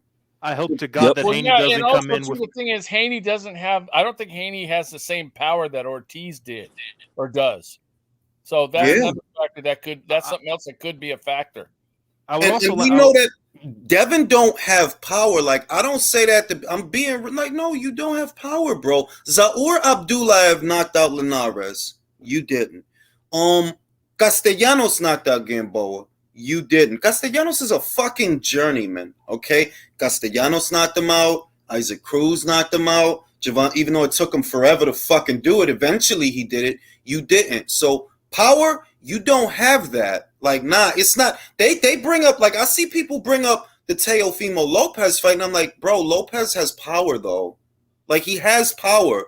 Devin don't have power, bro. Like, he's a great young fighter, but he don't have power. You know, Jules, there's one thing I'm hoping, though. I hope to God Haney doesn't come in with this, like, expectation that he's fighting a washed fighter, because he's going to have a hell of a time if he does believe that. I don't think Devin is dumb. Devin said it himself. He said it. If you just Google it. Post-fight, he said so. Yeah. I expect a sharper Loma champ, because he's not, and that's why I like him. That's a part of the things I like about him. That, bro, I ain't even gonna bullshit you. I'm not dumb. He gonna be sharper with me, because unless it's 10 months in between this fight and our fight, you better believe he gonna be sharper. That's what this fight was for, so he could sharpen up. I only say this because people for some reason tend to ignore selective parts of both sides. Like, this applies to people who are diehard Haney fans and diehard Loma fans. Both sides like just have this narrative they spin in their minds, and it's like one, look, I like Loma. I think he's a great fighter. He's not the second coming of like fucking Leonard. And it's in that same light, I like Haney. I don't think he's anything like the second coming of someone great too. Now, mind you, I think Shakur is the second coming of something great. I agree with that. But you know what I mean. Like, no, I'm with you on. Look, if I thought about the sport the way that they do, I wouldn't be able to enjoy it. I think Devin is great. I think Loma's great. So if I get them both in the ring, what do I get? I get a great fucking fight. Period.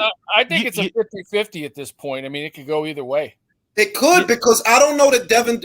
This is one of them moments where you find out if the guy has another gear. You don't always see it coming, you know what I mean? But sometimes a motherfucker rises to the occasion and like, no, I could do more. I haven't had to. But Loma's good, so I'm gonna have to bring it out. And that's what if Devin win, why the fuck would I be mad? If Loma win, why the fuck would I be mad? I want the fight. I don't give a shit about them narratives. I don't care about that shit. You know, if we all looked at boxing the way that the fans looked at it, I would say there are 3 great fighters, and then there's like 17 divisions full of bums. Yeah. All I gotta say is this, right? Can you imagine if Bob came out and said, "Yo, Devin Haney and Shakur Stevenson shouldn't worry about Loma. They should fight each other." They'd be floored. Exactly. They'd be a riot. People would start saying that Shakur Stevenson is this and that because that's what they did the moment he touched 135. They started saying, "Oh yeah, he's this and that. He's he's overrated, blah blah blah," just because he missed weight. While I agree missing weight was unprofessional, you're gonna completely discredit everything he's done the moment he hits 135. I wonder why. You can't be a Davis fan first and foremost. You can't be a Davis fan and harp about people missing weight when he been missed weight. That's how he got stripped. We don't talk about that, Jules. Every training camp is a fat camp for him. Yeah, I'm saying like any motherfucker. Well, if motherfucker trying to discredit Shakur for missing weight, you know, in his final fight at Super Feather, you better not be a Davis fan because your boy been missed weight. Mm-hmm. I have a question. Go ahead, Leo. What has happened more often? Gervonta Davis winning full world titles or him missing weight? Damn. Leo's always coming up with good ones, man. Oh shit. By the way, did you still owe that auto shop 40 G's? Yo, the worst shit is motherfuckers really motherfuckers really act like the shit that we say, for example, about Gervonta, like it's the most horrible shit in the world when all we're asking for are fights because he's a fighter and we watch fights. I don't want to see you fight these other motherfuckers. You got Shakur right there. You got Devin right there. Loma right there. Teofimo right there. You a fake 140-pound champion. Don't they call you a 3-division champion? That's what your fans call you, right? Right. Yeah. This mad motherfuckers at 140 you can fight. You don't fight shit, bro. No one. Nothing. But That's all. But his fans are mad at us because we're calling for him to fight these guys. That's why they mad. Exactly. Like if I'm saying, all right, well, if he's a 140-pound champion, then surely getting him in the ring with a Prograis or a Zapata shouldn't be a problem. Or a Taylor or a Jack Casserole shouldn't be a problem. Or Teofimo Lopez. Because y'all legitimately call this guy a 3-division champion. Well, if that's what he is, make them fights. Ain't no reason you shouldn't make them fights. You've been ducking smoke from 130 to 140, bro. That's 3 divisions. Fill them up. You didn't fight Burcho. You didn't fight Burcho. You didn't fight Jezreel Corrales. You robbed Alberto Machado and Andrew Concio. You was never the real WBA champion at them weights. They was the real ones. But they fucked them over. 9 months after Alberto Machado beat Jezreel Corrales for the WBA Super, what do? They demote Alberto, give him a Reggie belt, and they elevate Davis, the super champion. That was criminal. That was criminal. You can't make this shit up. You can't make this shit. And motherfuckers really want people to look at him like he's not. Bro, you not special. You don't fight shit. If you was fighting these people, I would be a fan of you. But you not. You don't fight shit. Leonard talking about, I don't care about a pound for pound list. I don't care. I only care about putting him on the Forbes list. Well, motherfucker, he's not on there. He ain't on the. When Gervonta Davis ever been on the Forbes list? He's been on the all-you-can-eat list, but I don't know about Forbes. He was in an asterisk under wannabe Floyd. Right there, he was in the little asterisk. Didn't you see it? Real shit. I'm like, yo, motherfuckers really act like they developed this thing to where if you don't like the PBC, it means something else. It means something other than what you saying. No, you jackass. I'm literally talking about fights. What the fuck you think I'm talking about? Only reason motherfuckers go in on Davis is because he don't fight shit. It ain't no code. It's not complicated. You at weights that have always been densely populated. When you had a belt at 130, it was literally 3 other champions there. Right now, you at lightweight with Devin. Shakur about to be there. Loma is there. The vast majority of good fighters at lightweight, you didn't fight them. How do I know? You only have a handful of fights at lightweight. That's it. Gamboa, Isaac Cruz, Rolly Romero. That's it. You didn't beat. And don't you notice how the matchmaking is elaborate? Like, when's the last time you fought a black fighter? Hello. Bueno. Yo, I mean, has the ever? When you look at it, it's kind of a social experiment with these guys. It's like blacks versus Mexican, but Tech don't even fight the prime ones. He got his handler's got to drive to the nearest ice facility to find an opponent. He don't like. It's not cap. It's like, look, all right. You know, I could have took a JoJo Diaz fight. You haven't even fought JoJo Diaz, bro. You don't fight shit at all. You want me to look at Devin funny? Devin fought Linares, JoJo Diaz, and George Kambosos 2 times. That's better than anybody you beat at lightweight. Anybody. Who the fuck did Isaac Cruz beat? Tell me, please. If beating Isaac Cruz is better than beating them, then tell me who he beat. He beat Gamboa. Devin beat Gamboa. Man, you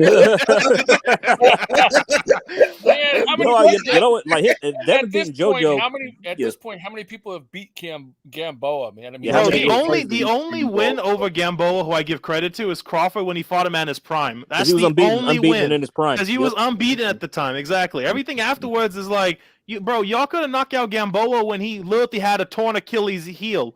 Like what? Right now, to me, William Zepeda has a better resume than Isaac. Isaac, you don't get brownie points for losing, bro. If like they wanted to be like, oh well, he went the distance with Davis, and that's I'm not into the moral victory shit, bro. The names on your resume, they only really count if you beat them. Some guys like Ali, I give him a pass. Why? because most of the good names on your resume, you beat them, but one or two of them, they beat you. But that's okay because you beat a lot of good guys. In a resume like that, you give the guy a pass. He beat a lot of good fucking fighters. Well, bro. when you say if Tank did fight like a Loma, if he fights Shakur, if he fights some better guys, and he did lose to somebody, I think everyone on this panel would give him his props. Well, I mean, look at who he beat. Look at all these five. I ain't going front. This is going on so long, villain, that I got to talk my shit. Like the Sunday morning that he loses a fight, bro, motherfuckers going to hate me. They going to hire a contract. I love you. Jules, they already hate you, sir. They're going to hate me more. There are 7 years worth of "I told you so" built up right there. Because it's like when you turn a legitimate critique or a consumer review or a criticism into, oh, you're a racist because you don't like Gervonta Davis, but I like Shakur Stevenson, though. I like Devin Haney. Where do you get that you could run around calling people racist because they don't like a fighter you like? Are you sick? Right. Like, what the fuck wrong with you, yo? Yeah, well, you're selectively racist. You're racist from Monday to Wednesday, but Thursday to Sunday, you're good. If I say, well, my favorite, one of my favorite fighters at least is Terrence Crawford. Ignore that. Oh, you don't like Gervonta, so they turn it into this just toxic shit, yo. Exactly. How can you like a dude from Omaha, Nebraska, who a black guy from Omaha, Nebraska, and they somehow call you racist? I can't understand that. My favorite fighter is a black guy from Omaha, Nebraska, who I like watching. Well, you're racist. How does that correlate? How does it make work? That make sense? I have your reasoning right here. I've seen people call Crawford this a couple of times. I believe they called him an Uncle Tom. I'm not familiar with the slurs that Americans use, but I know they called him like an Uncle Tom. He's a sellout. So like, there you go. How was he a sellout? I don't know. I don't even know Listen, these. let me tell you something. Wait. Andre Ward got called a sellout because he told Fred Hawthorne that boxing is not about race about 4 years ago. He told him to his face. Now, I know that since then things have been said, but essentially what I'm getting at is they call everybody a sellout sooner or later. And then sooner or later they go back on their word. Why? Because nobody taught you. It wasn't a man in your life to teach you. Your word is supposed to be your bond. You ain't supposed to be wishy-washy like that. You wishy-washy like I hate to say this because I don't want to sound misogynistic, but you wishy-washy like a female. Like an inflatable tube man. We men, bro. We supposed to be straight shooters. You like this. Flailing in the fucking wind. Today you like him, tomorrow you don't like him. Today he a sellout, tomorrow he on point. When he hating on Canelo, he on point. But here he a sellout. You can't make up your mind. You like it's like you Frank got Toby. That's what them LWC channels were calling him, man. You know and now they want to promote that fight like it's the biggest in boxing. Get the fuck out. It's like when you about to take your girl out to a restaurant and you leave it to her to decide. Yeah, good luck with that fucking shit. Oh God. You better good luck with that fucking shit. As a man, you expected to make up your fucking mind. But you bitch ass female estrogen ass type motherfuckers. Sir, now not only are you racist, you're misogynistic now, saying that a man has to make up their mind. Sir, I'm not going to stand for this fuckery. That is enough, sir. By the way, country, you remember the particular guest we had on Chan's show? Yeah. Yeah. Yeah, like that guy, like, bro, you just came over here. That dude, it's like, yo, you just came to tell me how you feel. You see what I mean? Like he wanted me to know how he feel. And it's like, bro, your feelings is between you and God. You expected me to give a fuck about how you feel. I honestly believe, yo, you're crazy. You're expecting me to give a fuck how you feel. Why? Not because they're special flowers, sir. Yeah, man, that one dude last night, man. Jeez. Well, both you know what I'm saying? Bro, all I gotta say is all I gotta say, country, is my own mom don't give a fuck about what I think, bro. Why the hell would I expect someone else to?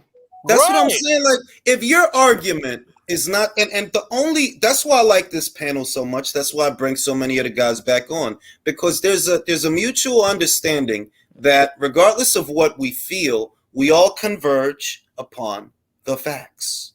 The facts. Yes.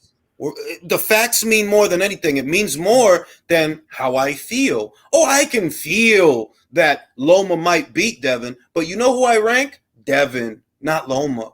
I don't go off the feelings, the fucking feeling. Yeah, maybe Loma beat him, but right now, you know who's pound for pound on my list? Devin. Yep. Mhm. Let me ask you a question. And guess what? Jules, if Loma beats him, he gets back on, right? Exactly. Yeah, I mean, how hard is that to understand? Jules. So when Mike Tyson lost, how did you feel? Like shit. Okay, but do you look back now and you look at his career, and regardless of how you feel about Mike Tyson emotionally, you can separate the fact that he's not a top 10 heavyweight of all time. I agree with that. I think he's top 15. I've always maintained that the heavyweight and the culture and history of the heavyweight division is so rich. It's like, bro, if you really think about it, no, Mike is not top 10. I would say maybe top 15, but not. But what I'm saying is you can separate how you feel about the guy and how you feel about watching him from the fact that he's not a top 10 boxer, right? Yeah, because here's an example. I feel that if you put Mike in there with Vlad, Mike knocks his fucking block off. It's not even.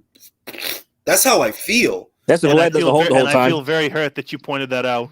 Well, but I like Vlad though. I'm using two of my guys. I know. I like Vlad, I'm just joking. But I'm like, if I think about it, Vlad's career is like, no, bro. Motherfucker would be lucky to have a quarter of the success. That man had 19 title defenses, unified 3 belts. He was, I believe, he was a champion more than once. No, I don't. No, he's not a 2-time heavyweight champion. But look, he had a hell of a run. He really 9 years reigning as a champion, domination. Bro, is ridiculous. It's ridiculous. Vitali, like I love both the Klitschko's.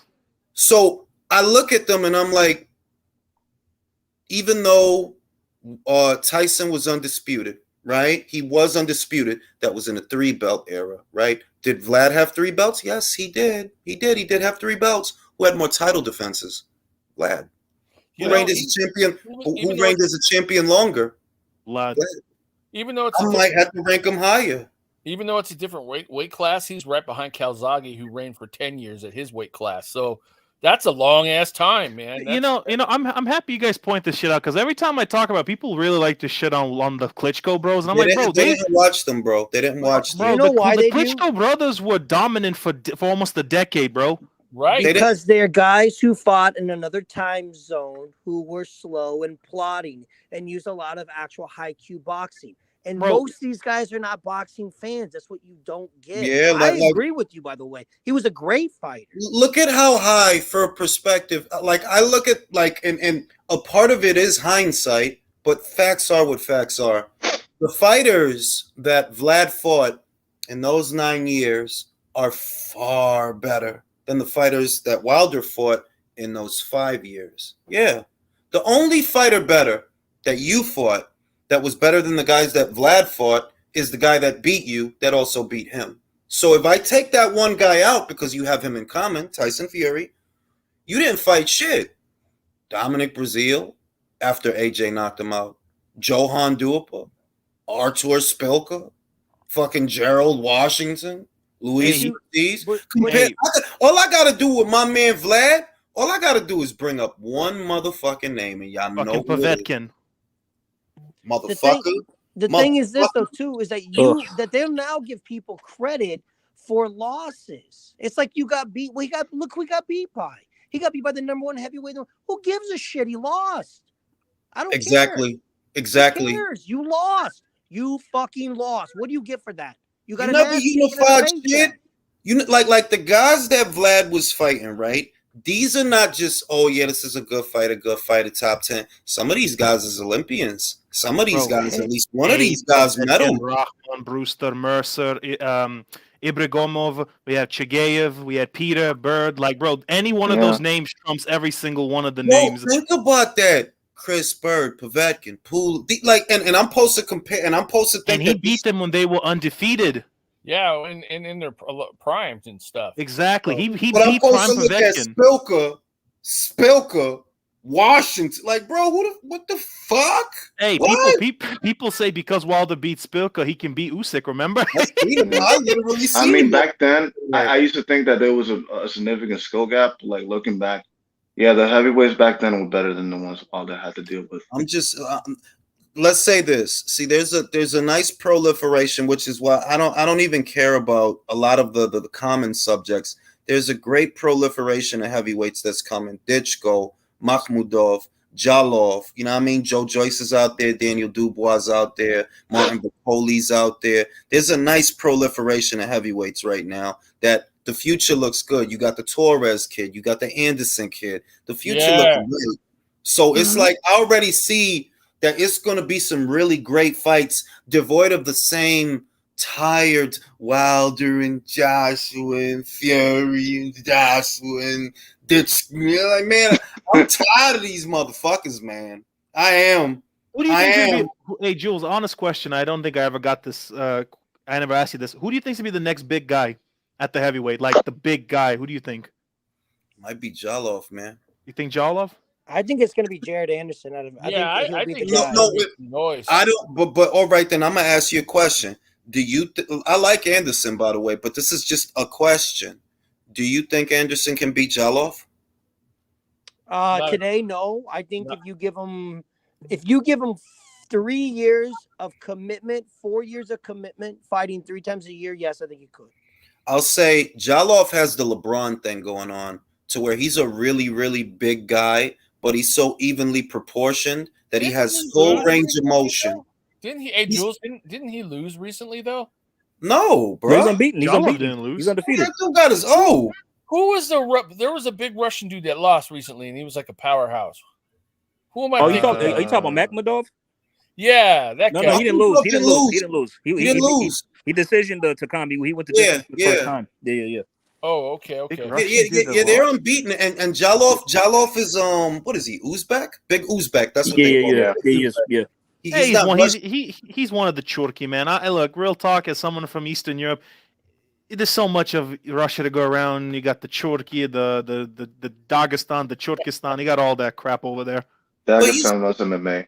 But he's a problem. He's a like that dude, like, because he's got the Braun thing going on, and not everybody has that going on. See, like Fury has the Kevin Garnett kind of thing going on, to where you're just this long, lanky, weirdly shaped man, right? You're not evenly proportioned. Jalov is evenly proportioned. That it's like, yeah, this guy's like 6'6" or what? He big guy, but he's evenly proportioned, so he has full range of motion. That means that he can move better than some kluggy, lanky motherfucker. That dude is a problem. Arslan Beck, what I see is he needs more variety, but he actually has good feet for a man that size. Like, yeah, he got good feet. What he needs is more variety, because he just keeps throwing that 1-2, the 1-2, and the 1-2, and the 1. Like, bro, he's short. Throw the uppercut. No, 1-2, and the 1-2, and the 1-2, and the 1-2 all fucking night. Hey, Jules, Lyman Polly says to keep your eye on Stephen Shaw at heavyweight as well. I keep hearing about him, Stephen Shaw. I keep hearing about that. I'm going to watch him. I haven't seen him, but I'm going to keep an eye out for him. I heard that name over the weekend, Stephen Shaw. I heard that name over the weekend.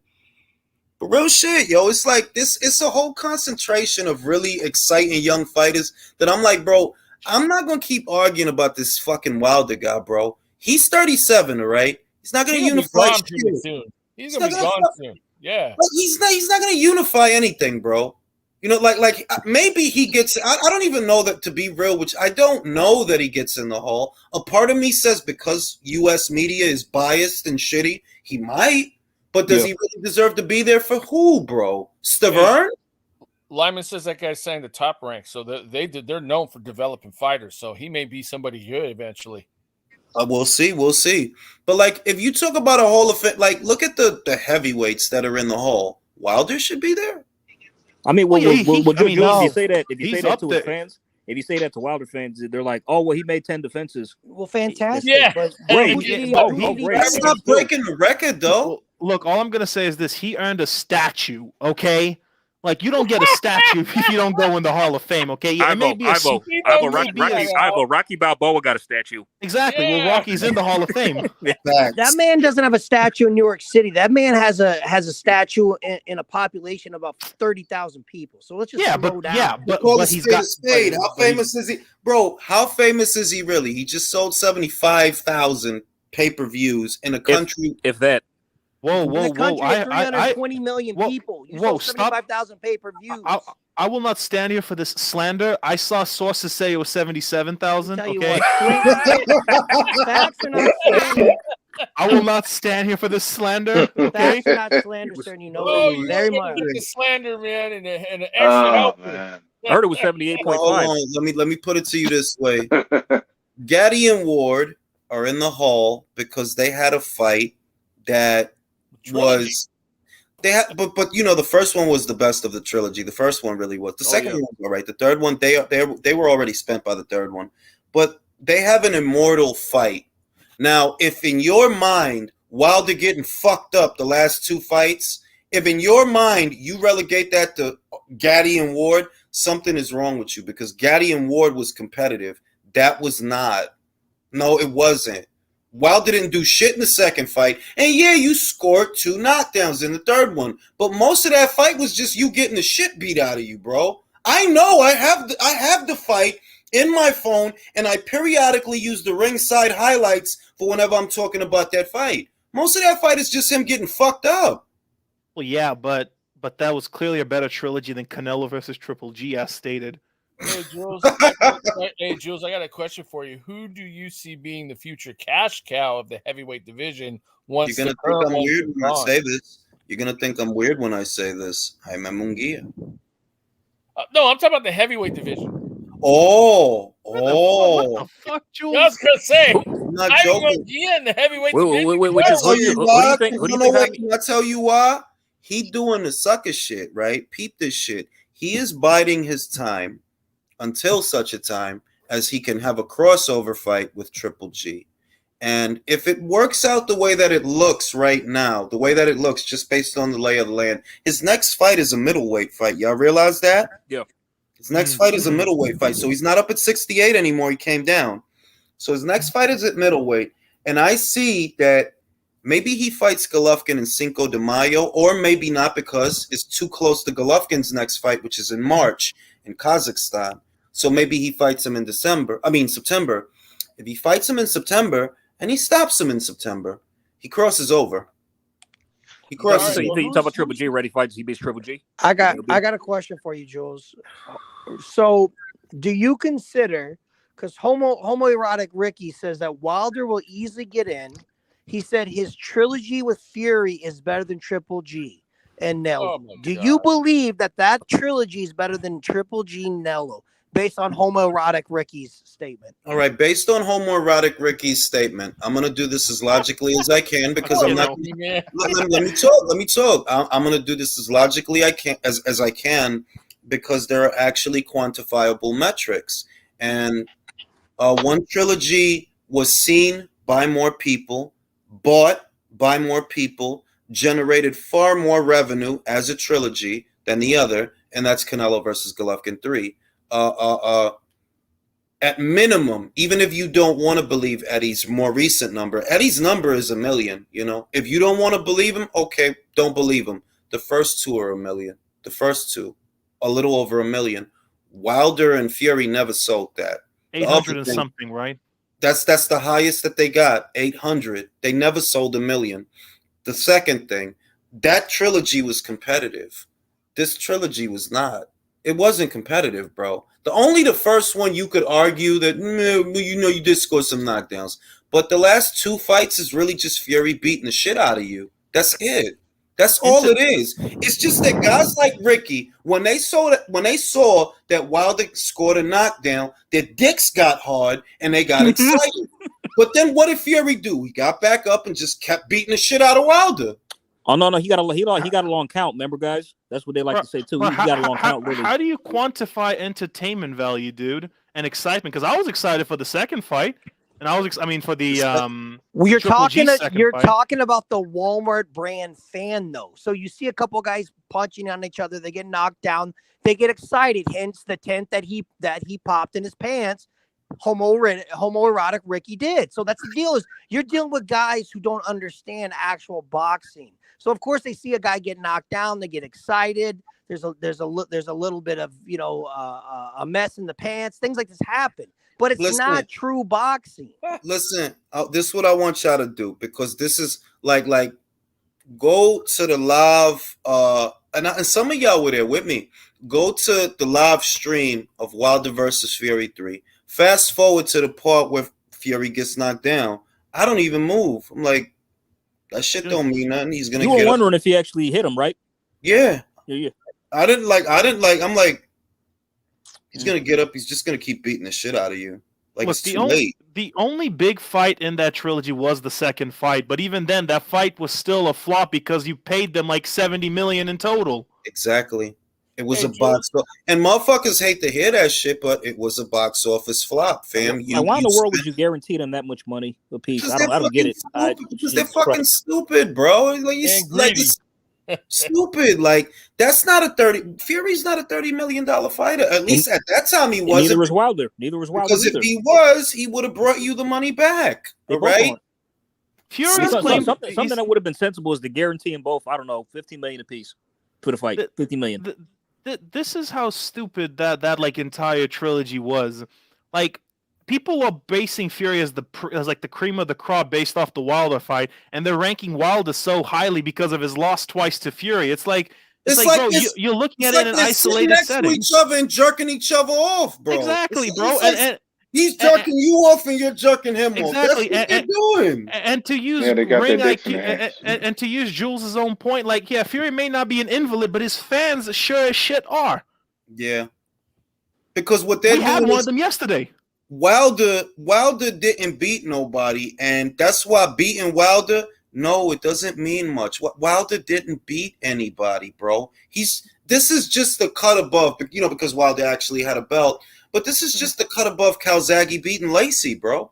Fury had shit. Not Fury. Wilder had fucking years to go undisputed with goddamn Klitschko, and he didn't do shit. Yeah, like he did. Anyway, on that note, gentlemen, I'm sleepy. I'm gonna go to sleep. Jules, one more thing. You didn't answer the question of who you thought the future cash cow would be in the heavyweight division. Oh, okay. Let me look around. Could be Frazier Clark.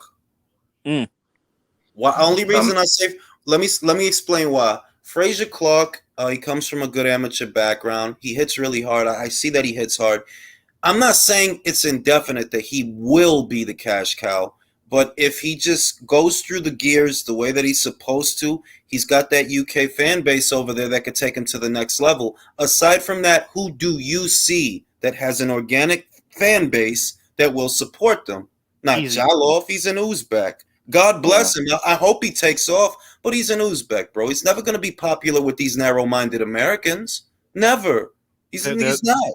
Yeah, let me just add one thing real quick. The day that the floppy glove gets into the Hall of Fame before Wilder is the day that I die laughing. Bro. I will make one point before leaving. You forgot one name, Jules. Ronnie Shields will make Hergovic the goddamn quintessential pound for pound #1 goddamn pay-per-view star. Ronnie Shields is the reason Hergovic out here looking like straight trash. I don't care. Shame on you, Michael Hunter. Greatest coach. You could have won. Lady Chan says, "Hey Jules, I'm on my live. We watching you." Oh shit! Ronnie Shields is the I gotta go to bed. I gotta catch the flight. Yeah, I'll holler at you. Ronnie Shields is the reason that like didn't I tell y'all that whenever Ronnie gets a guy, they start looking like shit. I'm not bullshitting. Whenever he gets it, Larry look like shit. With a lot of guys look like shit with Ronnie. So Hergovic is the next victim. On that note, gentlemen, Chan, I will catch y'all on the next one. Good night, guys. Good night, everybody. Hey, have a good night, Jules. Thanks for having me on, brother.